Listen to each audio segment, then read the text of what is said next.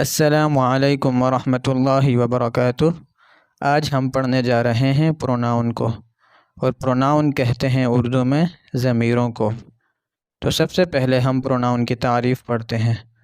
A pronoun is a word which is used instead of noun، یعنی pronoun وہ لفظ ہوتا ہے جو اسم کی جگہ استعمال ہوتا ہے۔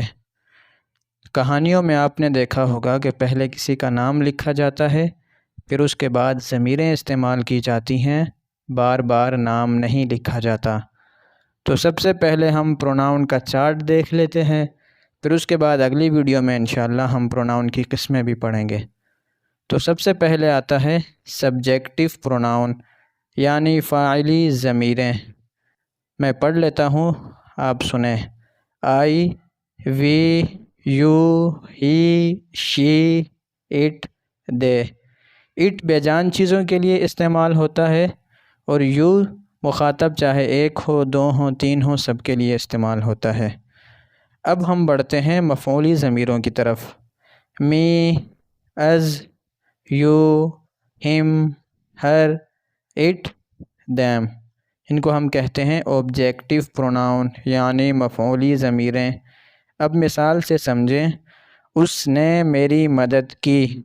تو جو کسی کام کو کرنے والا ہے اس کو ہم فاعل کہتے ہیں، تو یہاں وہ مدد کرنے والا ہے تو وہ فاعل ہوگا۔ ہی ہیلپڈ می۔ ہی وہ مدد کرنے والا ہے تو وہ سبجیکٹ ہو جائے گا، ہیلپڈ یہ ورب ہو جائے گا، می یہ مفعول ہو جائے گا، یعنی آبجیکٹیو پروناؤن۔ اس کے بعد یہاں دو چیزیں لکھی ہوئی ہیں، پوزیسو ایڈجیکٹیو اور پوزیسو پروناؤن۔ پوزیسو ایڈجیکٹیو کو آپ سب سے پہلے دیکھ لیں، مائی، اور، یور، دیئر۔ اب آپ دیکھ لیں پوزیسو پروناؤن کو، mine, ours, yours, his, hers, theirs. تو یہاں آپ نے ایک فرق دیکھا ہوگا کہ یہاں اٹس استعمال نہیں ہوتا، پوزیسو پروناؤن میں اٹس استعمال نہیں ہوتا۔